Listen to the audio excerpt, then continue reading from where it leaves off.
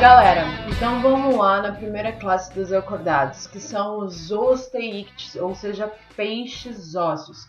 Ai, Analia, eu posso dizer que dentro das classes dos vertebrados eu consigo encontrar os peixes? Não, porque a gente tem dois tipos de peixes, os condrictes, que são os peixes cartilaginosos, e os osteíctes, que são os peixes ósseos.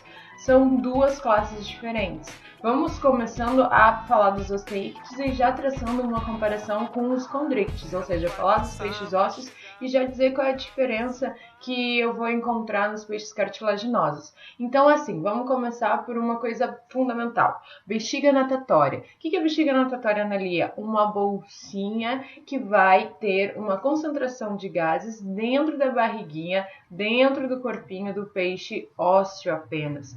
O que significa? Que quando vê um peixinho naquela profundidade ali no aquário, lá em cima, essa bolsinha ela tá inflada e por isso que ele consegue estar ali. Se ele quer descer, ele vai esvaziar essa bexiguinha. Diferente dos peixes cartilaginosos, os condrictes. O tubarão, por exemplo, para ele estar na profundidade que ele quer, mais em cima ou mais embaixo, ele tem que nadar muito. Por isso que vai haver um gasto de energia gigante, ele vai ter que comer pra caramba e por isso que ele é conhecido como o predador dos oceanos, tá? Muito bem. Em relação às fendas branquiais, os peixes ósseos, eles possuem 4 fendas branquiais, enquanto os peixes cartilaginosos possuem 5. Ainda os peixes ósseos têm uma membraninha protetora que é o opérculo, enquanto que os cartilaginosos não têm. E aí eles vão ter, na verdade, o espiráculo no início da primeira fenda. Outra coisa importante em relação às escamas, né? As escamas são diferentes, as escamas são maiores e visíveis nos ossos, enquanto que os peixes cartilaginosos não têm essas escamas.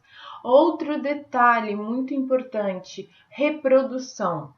O peixe ósseo, o osteícte, tem reprodução com fecundação cruzada, porém externa. A peixinha olha para o peixinho lindamente, mas não há fecundação interna, não tem um aparelho copulatório. Então, o macho lança os espermatozoides na água, a fêmea também, e eles se encontram na água e formam os ovinhos, e depois dos ovinhos, a larva, que é chamada de alevino, diferente dos peixes cartilaginosos, que tem, se caso for o macho, as nadadeiras transformadas em um órgão copulatório, que é chamado de clasper. Então, tem fecundação interna, o macho coloca os espermatozoides dentro da fêmea, que produz ovos, mas esses ovos ficam dentro do corpo da fêmea. E os peixinhos novos, os tubarõezinhos novos, vão nascer prontinhos, sem desenvolvimento indireto, ou seja, sem passar pela fase larval, ok? E aí, por isso que os tubarões,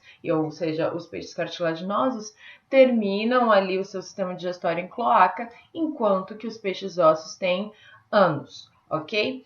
Outra coisa muito importante é a função da linha lateral. A linha lateral é a linha que está ali, ó, dividindo o corpinho do peixe, que está tanto presente em um quanto o outro, nos osteíctes e nos condrictes, que é um órgão sensorial extremamente importante para os peixes conseguirem perceber as vibrações, as temperaturas diferentes na água. Outro detalhe importante, falando de temperatura, é a temperatura corporal. Tanto um quanto o outro são considerados pecilotérmicos, o que significa que a temperatura do corpo varia conforme o meio ambiente. Ok?